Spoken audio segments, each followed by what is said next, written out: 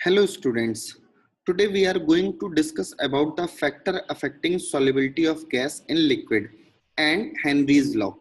तो बच्चों सबसे पहले हम लोग टेम्परेचर वाले फैक्टर से देखते हैं और आपको यहाँ पे मिलेगा कि टेम्परेचर का इफेक्ट क्या पड़ेगा सॉल्युबिलिटी ऑफ गैसेस पे। तो बच्चों एक चीज आप लोग यहाँ पे ध्यान रखना, that is solubility is inversely proportional to temperature. अगर हम यहाँ पे बात करते हैं तो हम लिख लेंगे solubility is inversely proportional to temperature। हमने लिख लिया solubility is inversely proportional to temperature। इसका मतलब बच्चों यहाँ पे हमें ये ध्यान रखना है कि टेम्परेचर इंक्रीज करेंगे तो यहाँ पे solubility डिक्रीज होगी in case of gases solute. यहाँ पे बच्चों आपको ध्यान रखना है, हम जो बात कर रहे हैं वो गैसेस सॉल्यूट की बात कर रहे हैं और लिक्विड सॉल्यूशन की बात कर रहे हैं। बच्चों अगर हम टेम्परेचर इंक्रीज करते हैं, दैट इज अगर हम टेम्परेचर इंक्रीज करते हैं देन यहाँ पे आप देखेंगे कि सॉल्युबिलिटी डिक्रीज होगी। अभी मैं इसका एक्सप्लेनेशन आपको देता हूं, दैट इज सॉल्युबिलिटी डिक्रीजेस। यहाँ पे सॉल्युबिलिटी आपकी डिक्रीज होगी। देन अगर बच्चों हम बात करते हैं टेम्परेचर डिक्रीज करेंगे तो इसी का रिवर्स हो जाएगा, दैट इज टेम्परेचर डिक्रीज करने पर सॉल्युबिलिटी यहाँ पे इंक्रीज होगी, सॉल्युबिलिटी इंक्रीजेस। तो सॉल्युबिलिटी बच्चों यहाँ पे इंक्रीज कर जाएगी। ये पॉइंट्स आपको ध्यान रखने हैं। तो ये हमने टेम्परेचर के बारे में पढ़ लिया। यहाँ पे आपको ध्यान देना है, देखो बच्चों जब टेम्परेचर डिक्रीज करेंगे तो होगा क्या।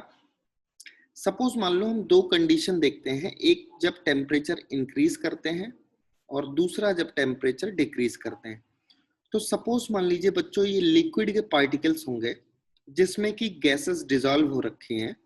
तो अगर हम यहाँ पे देखते हैं बच्चों, यहाँ पे हमने ये बना दिया दैट इज लिक्विड। अब बच्चों अगर हम इस लिक्विड की बात करते हैं तो इस लिक्विड में आप देखेंगे अगर हम इसको हीट करते हैं, दैट इज इसको अगर हम हीट करेंगे तो क्या इफेक्ट पड़ेगा वो देख लेते हैं। यहाँ पे बच्चों हीट करने पर इसमें थर्मल एक्सपेंशन होगा और थर्मल एक्सपेंशन से जो इनके भीतर के वैकेंट स्पेसेस हैं, दैट इज पहले हम लिख लेते हैं थर्मल एक्सपेंशन। तो बच्चों यहाँ पे जब कभी भी थर्मल एक्सपेंशन होगा तो उस केस में इनके बीच का इंटर एटॉमिक स्पेस इंक्रीज होता है और गैसेस इजीली एस्केप आउट हो जाती हैं। इसका मतलब थर्मल एक्सपेंशन की वजह से क्या होगा, स्पेस इंक्रीज होगा और स्पेस इंक्रीज होने से यहां से गैसेस इजीली एस्केप कर जाएंगे, that is gases easily escapes, gases easily escapes. हमने लिख लिया इजीली एस्केप हो जाएंगे। देन अब एस्केप होने के बाद अगर आप देखेंगे तो इसकी सॉल्युबिलिटी डिक्रीज हो जाएगी। तो सेम ऐसे ही बच्चों आपको याद रखना है, दैट इज सॉल्युबिलिटी डिक्रीज हो जाएगी जब ये टेम्परेचर इंक्रीज होगा, दैट इज बिलिटी। यहाँ पे बच्चों देखिएगा हम लोग बात करते हैं सॉल्युबिलिटी डिक्रीज हो जाएगी, that is solubility decreases, solubility यहाँ पे डिक्रीज हो जाएगी। बट अगर बच्चों हम टेम्परेचर कम करते हैं, अगेन एक दूसरा डायग्राम हम ड्रॉ करते हैं। अगर यहाँ पे आप देखेंगे तो अगर हम इसको कूल करते हैं, हमने लिख दिया हम कूल कर रहे हैं और कूल करने पर क्या होगा ये देख लेते हैं।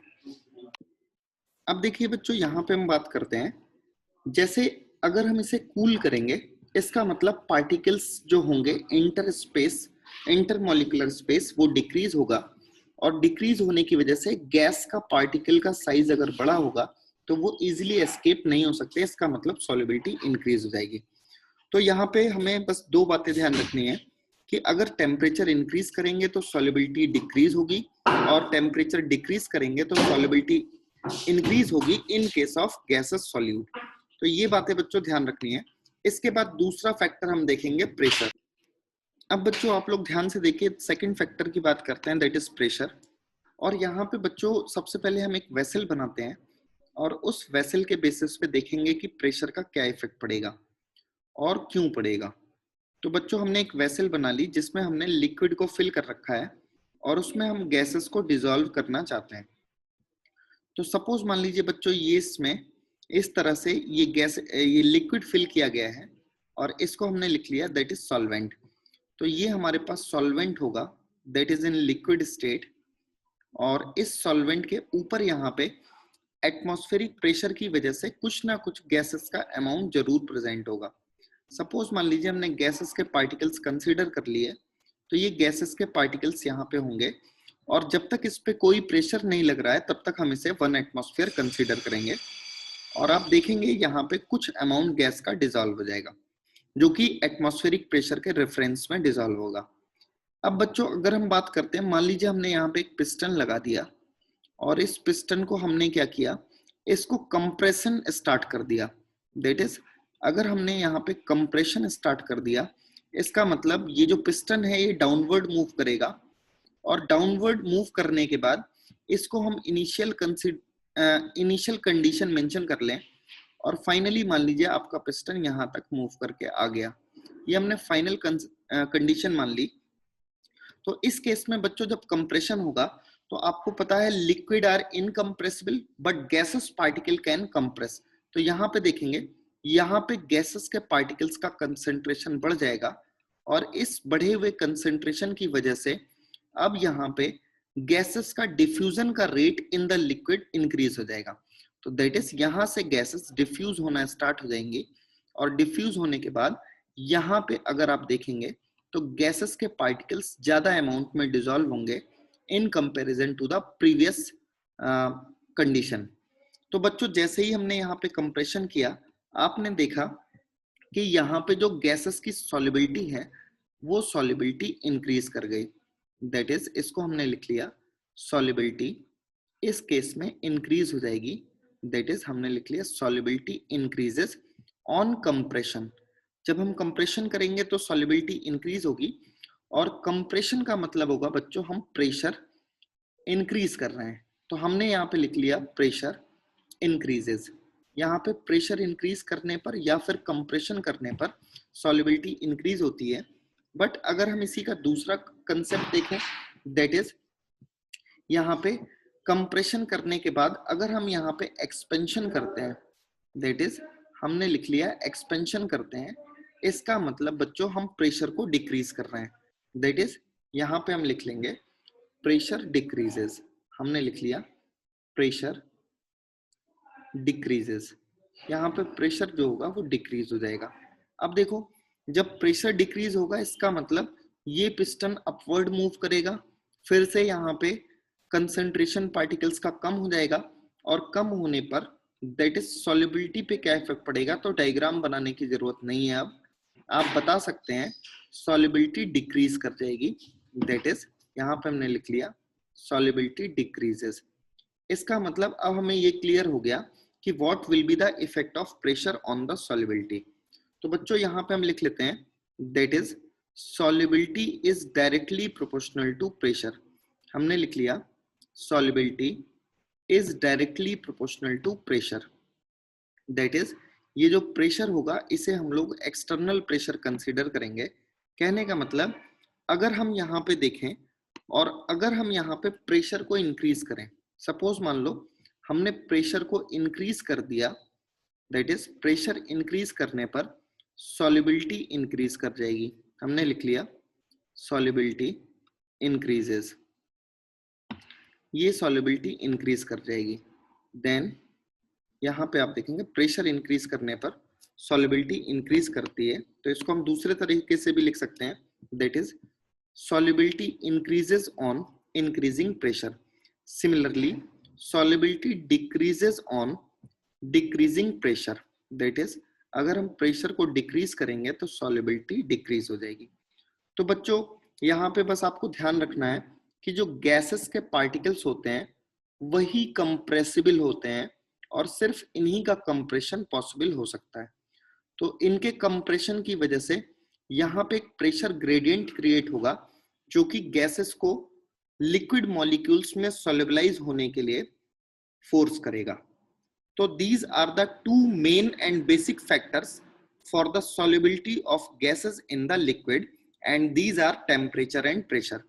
टेम्परेचर के केस में हमने पढ़ा था कि solubility is inversely proportional to temperature and pressure के केस में हमने पढ़ा था pressure is directly proportional to the solubility. Then इस solubility में अगर हम प्रेशर के कंसेप्ट को लें तो इसी से ड्राइव होकर हमें एक रिलेशन मिलेगा जिसे हम लोग हेनरीज लॉ कंसीडर करते हैं. चलिए बच्चों, अब हम लोग हेनरीज लॉ को देखते हैं और हेनरीज लॉ में आप बच्चों ध्यान से देखेंगे तो ऊपर अभी हमने पढ़ा था कि प्रेशर इंक्रीज करने पर यहाँ पे क्या होगा, मास of the gas dissolve in liquid increases. तो यहाँ पे इसका स्टेटमेंट एक हम लिखते हैं स्टेटमेंट 1, दैट इज स्टेटमेंट 1. देखिए यहाँ पे हम क्या लिख सकते हैं, that is mass of the gas, that is ये जो गैस हम लिखते हैं बच्चों ये सॉल्यूट होता है.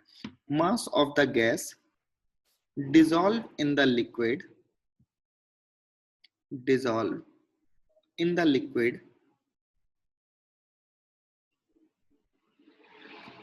liquid is directly proportional to, is directly proportional to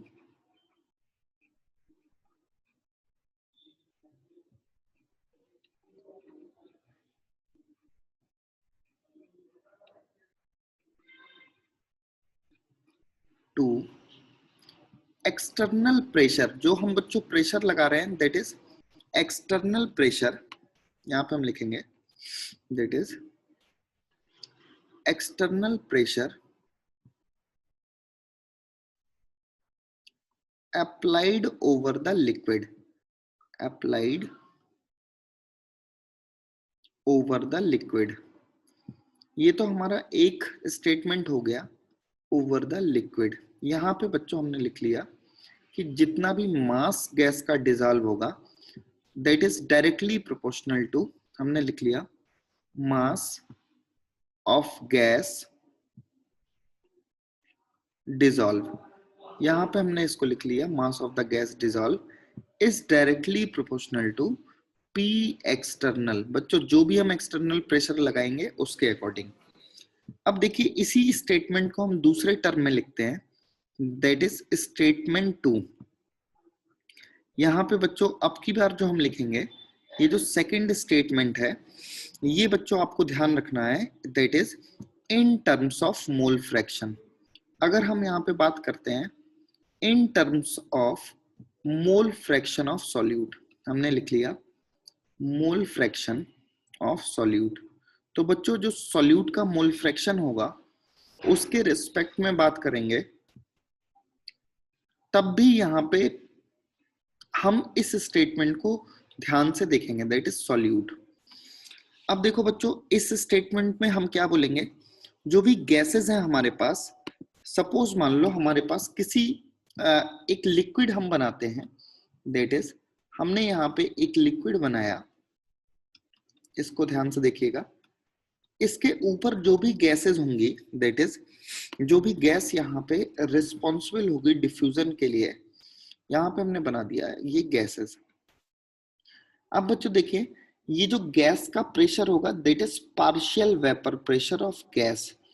यहाँ पे सिर्फ और सिर्फ हम बात करेंगे partial vapour pressure of gas, that is ये हम गैस की बात कर रहे हैं.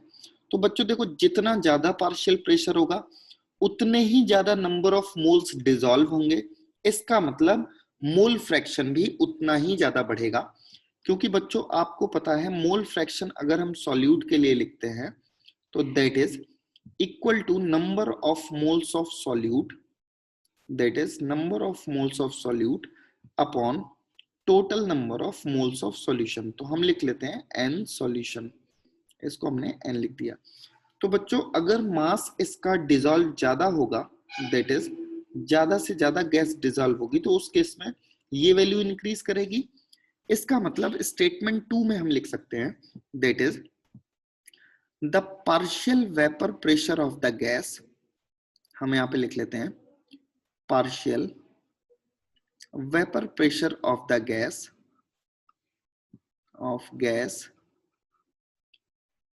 is directly proportional to the mole fraction of solute. Mole fraction of the gas, mole fraction of the gas dissolve. तो यहां पे बच्चों हम बात करेंगे मोल fraction of the gas dissolve. इसी चीज को बच्चों अगर हम लिखना चाहें तो partial vapour pressure, that is ये पार्शियल वेपर प्रेशर का मतलब प्रेशर ऑफ द गैस, इसको हमने लिख लिया.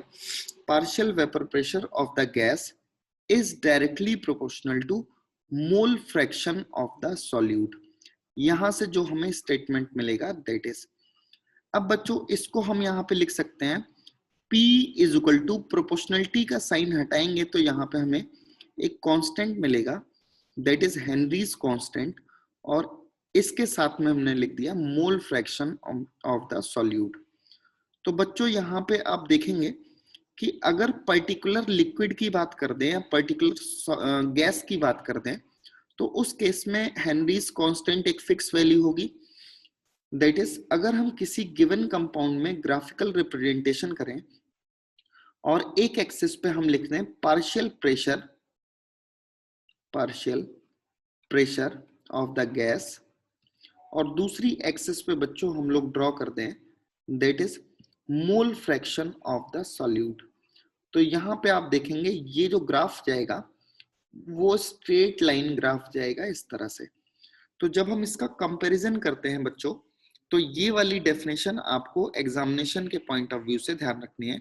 That is partial vapour pressure of the gas, या कह सकते हैं partial pressure of the gas in vapour phase is directly proportional to the mole fraction of the gas dissolve in the liquid या dissolve in the solution. यहाँ पे हम इसको भी लिख देते हैं डिसॉल्व इन द सॉल्यूशन. तो बच्चों ये होता है हेनरीज लॉ. देन अब इसके एप्लीकेशन को हम लोग देख लेते हैं, that is application of Henry's law. यहाँ पे हम लोग देख लेते हैं एप्लीकेशन ऑफ हेनरीज लॉ. तो बच्चों यहाँ पे हेनरीज लॉ के एप्लीकेशन की बात करते हैं तो ये जो कंटेंट है बच्चों मैंने एनसीईआरटी से उठाया और यहाँ से ज्यादा क्वेश्चन आपको मिलते नहीं है. जो भी कंसेप्ट मिलेगा वो यहीं से मिल जाएगा. तो देखिए यहाँ पे हम बात करते हैं Henry's law finds several applications in industry and explains some biological phenomena. Notable among these are follows.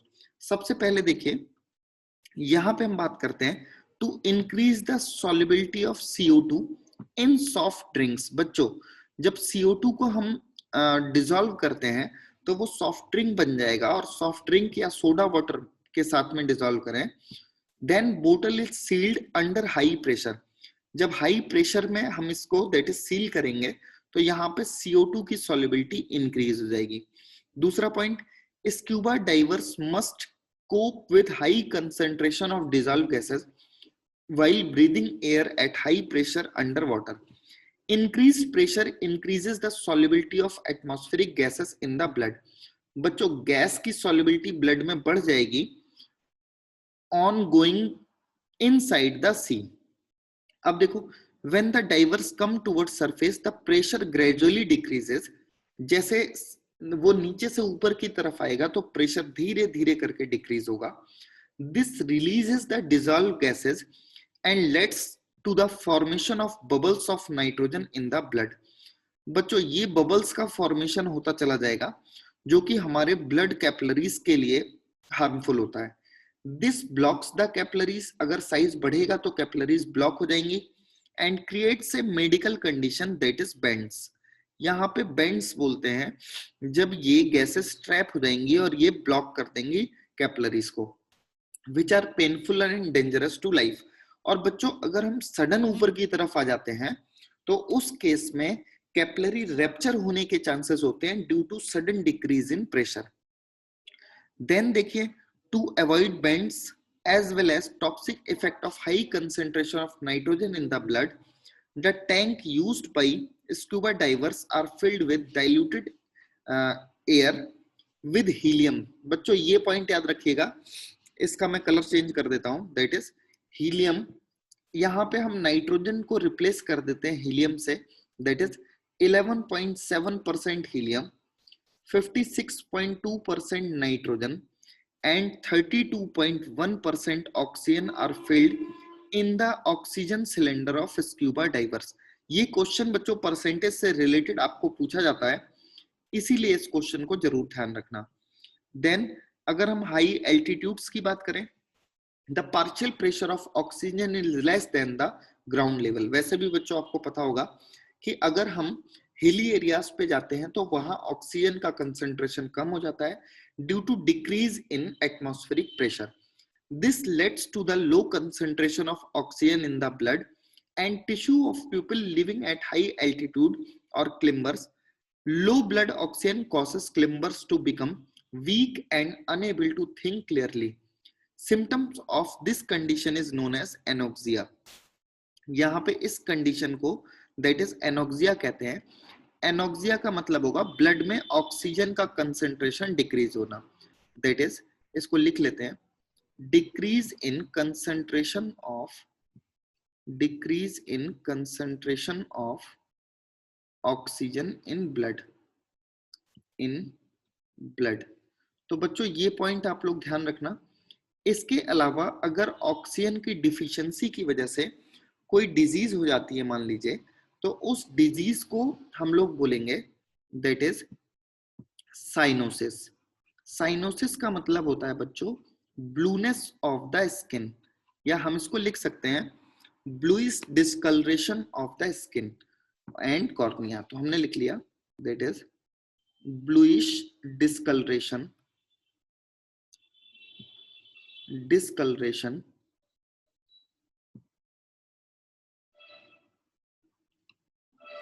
Of skin and eyes. तो बच्चों यहाँ पे जब आप देखेंगे तो आईज एंड स्किन का कलर ब्लूइश हो जाएगा, इसी कंडीशन को कहते हैं साइनोसिस। तो बच्चों यहाँ से जो टर्म्स आपको ध्यान रखने थे, एक तो एनोक्सिया याद रखना है, दूसरा साइनोसिस, तीसरा स्क्यूबा डाइवर्स के सिलेंडर में कितना कंसंट्रेशन होता है, चौथा आपको यहाँ पे बेंड्स याद रखना है, और बेंड्स याद रखने के बाद ये सभी एप्लीकेशंस आपको एग्जामिनेशन के पॉइंट ऑफ व्यू से बहुत इंपॉर्टेंट है। नाउ इस टॉपिक में हमने कंप्लीटली डिस्कस कर लिया है कि factors affecting solubility of gases and Henry's law and application of Henry's law. And thanks for watching this video.